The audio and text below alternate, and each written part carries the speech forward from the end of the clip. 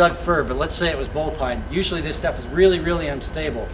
And if you cut it with bark on two edges like this, because you're not splitting these knots, you're actually maintaining the stability of the wood. So this stuff is amazingly stable just the way it is. Plus, you know, if you were to mill this normally, you'd have to take the top end and take that width all the way down. So you'd be losing and wasting quite a bit of wood. Yeah. So we like this technique an awful lot. You can see this is just all the different kinds of product we make. Hey, before I forget, somebody was asking about the gappage over here in the timber frame. You bet there's going to be shrinkage and gappage, but the more that thing dries and tries to twist, the stronger it gets. Yeah. So we don't mind those gaps at all. It doesn't hurt anything. Anyway, slabs over there. You know, this is just a variety of what we're doing here. We really like the big slabs. People like those for all kinds of things. That's what these are down here on the bottom? Yeah. Yeah, those big pieces of fat wood there. Yeah. Now, I know she has some hardwood over there. Is this some This of is that hardwood, too? yeah. So what kind of hardwood you do? We have a crew of arborists that also work in this little company. So especially this time of year, we're out busy pruning trees, and all through the year we're taking hardwoods down. So we've had to learn a lot about how to mill hardwoods. The typical species here in town, the first one would be Norway maple is a biggie, silver maple, birch, elm. Siberian elm is a great one. We use the heck out of that. We love Siberian elm. Yeah, so almost any tree we can make use of. The only tree we can't make use of is one with iron in it. There should be a historic register of historic trees, biggest trees, unusual rare trees, so they have a legal protection, so they can't just take them out. In many countries, trees are very protected, not quite so much here. So out of that survey should come more protection. I'm reminded of in the Netherlands, I don't know if every city does this, but the city forest or the urban trees are managed on the city property is managed very carefully. And when the trees have to be taken out, they're taken out by qualified people. And then they line up all the logs. They, with the paraffin the ends or paint the ends, line them all up. And once a year they have an auction. Yep. And all the woodworkers come from the city and they say, oh, 1,000, oh, 1,200, 15. And the city pays for its entire park budget from the sale of the street trees that they take out over time. No, we're doing that. Missoula's going to do an inventory of its urban forest this summer. Oh, wow. Right and on. so it wants volunteers. I think there's a group called Trees for Missoula and also Missoula Parks and Recreation. And I said, so what do you do with the trimmings? And they said, oh, they'll wind up in hugelkultur. Oh, yeah. So I says, okay, well, as long as I know they're going to get used for something good. We bury all our wood. Let's, I'll just show you that big larch log as an example of a project we do for landowners. It's right over here. It's old growth larch. It's some really nice wood. Or something. It was nicer when it was standing. But yeah. In our job, oddly, we get into trouble a lot because we talk more people into leaving trees than we do taking them. That's good. Yoo-hoo! Say cheese.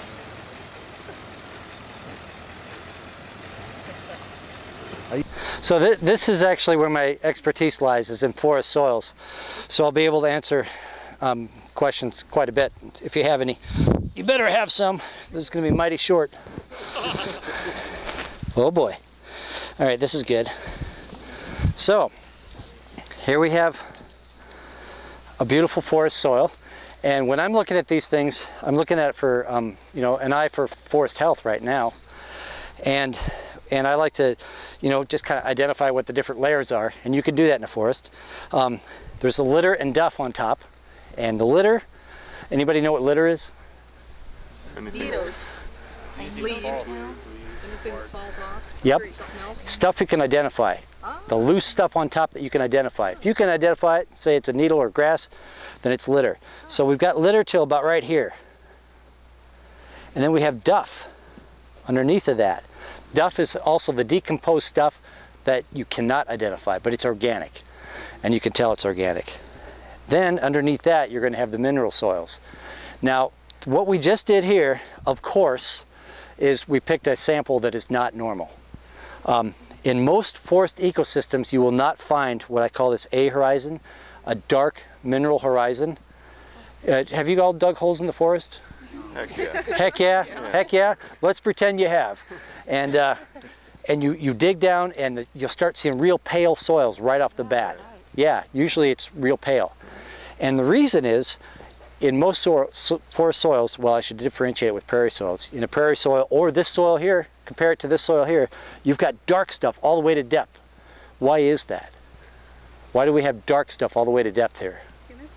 Humus. It's humus. You can tell it's humus because it stains your fingers. It's kind of got that greasy feel to it. So, and usually if you're looking for pure humus, litter, duff, right underneath of there is a layer of pure greasy humus in most forest ecosystems. It's great stuff. Greasy. Is it actually Oh yeah, greasy? no, but it feels like it. And humus is the weirdest molecule you will ever play with. It's so complex they haven't even identified it. It's just the weirdest damn stuff you've ever seen. They've identified it, but they don't know how it works.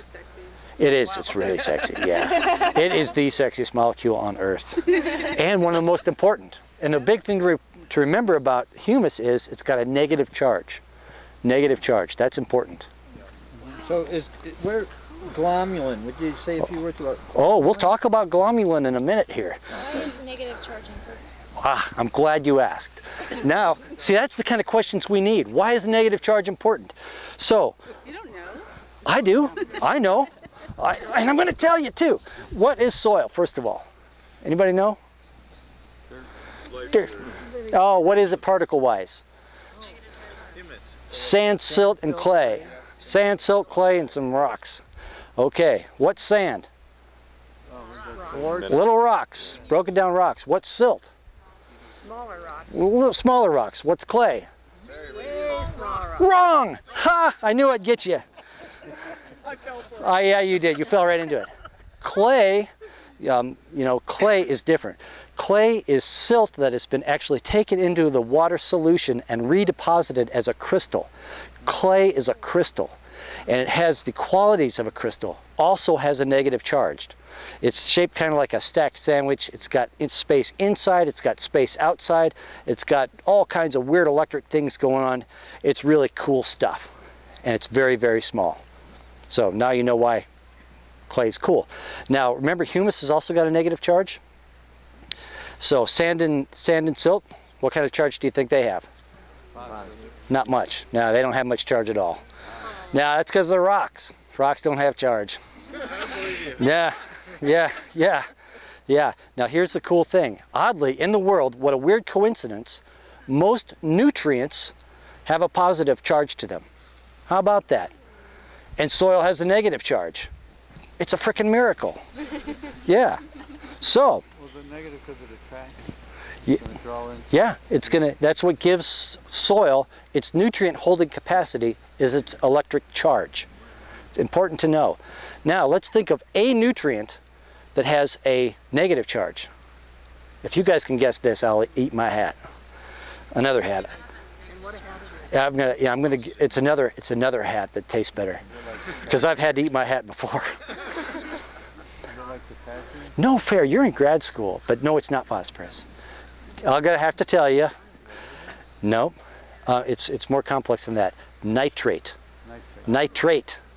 That's why you have nitrate in your damn wells, in your water system, because it falls right through the soil column because it can't be held on. So whoosh, slips right through. Nitrates like in nitrate fertilizer, nitrate this, nitrate that, nitrate in your bacon, that kind of nitrate. All that stuff's, yeah, ammonium nitrate. If you don't have a lot of clay or a lot of humus in your soil, You're screwed. it's okay, because you don't have capacity to Right. hold nutrients. Yep. That's your whole nutrient holding capacity comes from that electronic charge. Now it can also come from a great water holding capacity. Then you can hold your nutrients in a water solution, but that's not a great way to go. Like hydroponic gardening. Yeah, How not a great how way. does that? How is that humus created, or how can you jumpstart it permaculturally? Oh, it's easy. Humus and compost, same thing. Yeah, the byproduct of decomposed compost is humus. Yeah, that black stuff you see in your compost pile, that's humus. You make it every day. It's great stuff. You should make more. You should make lots. Yep. All right, somebody mentioned glomalin. I'm going to tell you about glomalin, but first we're going to have to go back to one of the secrets of the world. You're not going to believe what I'm going to tell you next.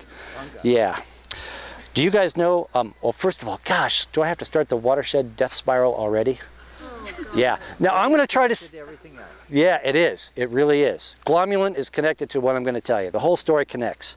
And what you learned this morning connects to all this. Okay. Where to start? First of all, this is not a happy story, but I'm going to smile anyway. So, and it's got some bad endings. And it's an old story, a very old story. In my time here in Montana, I've been here about 20-something years. I've seen probably 15 or so streams, and good-sized streams, die, go away, completely disappear. And they're gone. You can drive trucks up them now. And you got to wonder, where in the heck did they go? Well, I'll tell you. What we're experiencing right now in the Rocky Mountains is a desertification process, and it's happening a whole lot quicker than people notice. And to be honest, I get really irked at the global warming fanatics. You know, I'm not denying global warming, but it's a distraction with stuff that's going on more important in your lives right now. And what's going on our landscape is exactly what Skeeter was talking about this morning. The watersheds have a real lack of ability to hold water. And that is a huge, huge problem. Huge, bigger than you know. Now, and it's exactly like you described. What we're seeing in all these streams is a giant flush in the spring, a flood, an unusual type of flood with high energy. All the water whooshes off, and then dry summer conditions where there used to be streams. So, you know, that's the big picture of what's going on. So for you folks, you should probably break it down into the elements that are the strongest. What is really causing this stuff? The first one is road systems. Road systems suck. They suck for a whole bunch of different reasons, but mostly they act like a gutter system. All the water comes off of those things, they channelize it, and once you channelize water, it is no longer your friend. It's destructive. It can't infiltrate, it erodes, it does all kinds of weird stuff, and it goes to the ocean as fast as it can once you channelize it. So road systems, very bad. And there's other reasons too, but we'll get into that another day.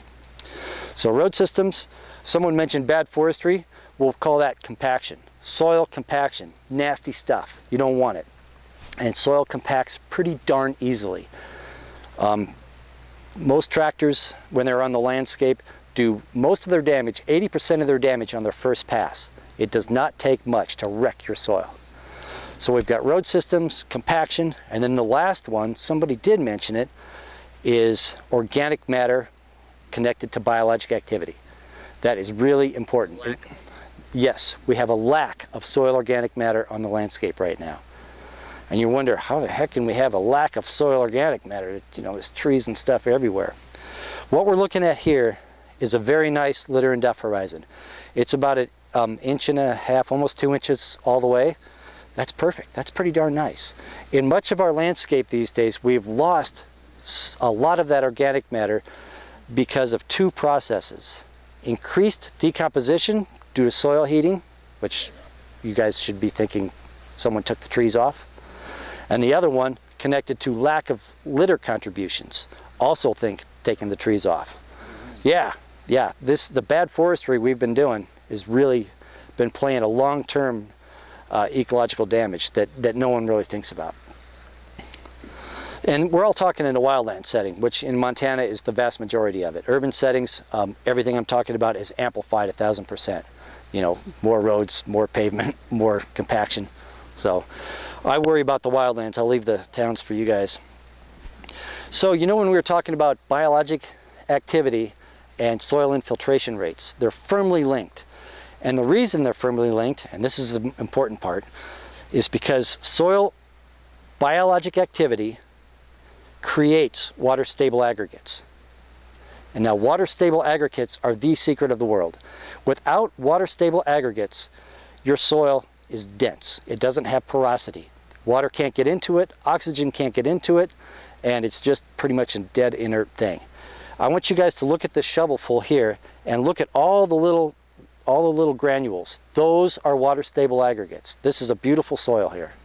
And this is what we're looking for in your garden. You guys create water-stable aggregates every day. There's a great example here in town on the Riverside Garden. I was there before they started, and I took a soil sample. I mixed it with water, and it just turned to pudding, which is nasty, flat. Now you go back to that same place after 5 years of gardens there. That soil has got a lot of texture to it. You know, he didn't add anything but organic matter, and it's all crumbly. It's got beautiful porosity. You put it in water and it stays lumpy. That's what I mean by water stable. They've got to stay lumpy when you get them wet. Otherwise they're no good, because soil gets wet all the time. So take a look. Look at the crummy nature of that soil. Look at all those little peds, you know? And the thing to remember is this is biologically active. And without biologic activity, you don't get water stable aggregates. There's a lot of that worm casting. Not here. Well, actually, you know, you're right. There is here, but there's another reason for that. So when Skinner mentioned glomalin, that's the gooey byproduct of certain kinds of fungi. And it's fungi in the forest ecosystem that create water stable aggregates. And it's also fungi that can decompact a soil. Remember, let's talk about soil decompaction. Yep, bioactivity is 1. Aerating it. Yep, let's call that mechanical. That'd be 2. And then the third is something we don't do. We don't have to do. It's freeze-thaw events and wet-dry cycles. Whenever you wet and dry a soil or freeze it, and yeah, exactly. And sadly, I had this great compacted site up at Lubrecht that I would show people every year. It's gone now because the freeze-thaw just took it away. I was pissed off. Yeah, it's easy to find compaction though. Yeah, it's easy to find compaction. So this is, you can see how interrelated everything is. It's a complex web of cool stuff that you can actually keep straight if you keep the dialogue going. You have to talk about this stuff all the time or you'll forget links here and there. So somebody was asking about, we were talking about how nice and dark this soil is. See how it fades off a little bit here, a little bit different color, but still lots of organics. This is very unusual. In a forest situation, you will not find this deep of an A horizon. I call this an A horizon very often. Why are we seeing that here? Did it erode from the trail above us? Nope. Too much human interaction here. There is. Why? Why? The tree? Nope. Nope. The rotopers? You're close. It's because this probably wasn't a forest. This was probably a savanna, a tree every couple hundred feet. So this was long term, for thousands of years, this was probably a savanna, not what you're seeing here. How do you know that? This A horizon. This A horizon. So That's how you for a know. real long time you Because didn't have that. that's correct. What we have here is organics to depth, which does not happen in a forest. And now we're going to get to why it doesn't happen in a forest. Why don't you see a deep humic horizon deep in a forest? Because all the action's happening up here. That's right. It's because all the biologic activity cannot live in the mineral soil of a forest because of the low pH. And that's the key. Forests have acidic soils. Soil mixing organisms, like worms, do not like acid. So you won't find worms in a forest soil. Now we've got some things on the horizon that are not pretty. God, I keep bringing bad news to you people. I hate this. We have acid-loving worms headed this way. Acid, yeah. And if they can tolerate acid and come into these forests, they're going to annihilate the litter and duff horizons. These litter and duff horizons are very, very important. They're like a mulch. They hold the seed bank. They do all kinds of really cool stuff. It's where all the biologic activity is, everything else. So I'm very worried. Who knows what's going to happen? Oh, they're easy to get around. Their egg cases are really, really tough little leathery things, and they stick on car tires really easily. As a matter of fact, So we're moving. a whole other topic that I don't even want to get into. And I do find worms in the soil in the forests around here. And there's two situations where you'll find worms in the soil. One is right in that humic horizon, right there. Not up here because it's too dry, not down here because it's acidic usually, but right there. That much soil, that's where the worms live. Yep, and you know why, right? Oh no, you don't know why. I didn't tell you this. Christ almighty. Humus buffers pH. Humus buffers pH, big time. Not just a little bit, a lot. So if you have humus or compost or whatever, it will buffer the snot out of your pH, which has been balanced. Another place, you're walking through the woods, you're digging holes, and you're going to find worms. You know that you're on top of limestone. Parent material, limestone buffers. Yep. Yep. And you'll also find this dark horizon goes over a foot in depth. So whenever you're in the forest and everything else is a normal forest soil and you get into that stuff, you say to yourself, oh, there's limestone here. Yep. Let's give Mark a hand for this great work. Yeah.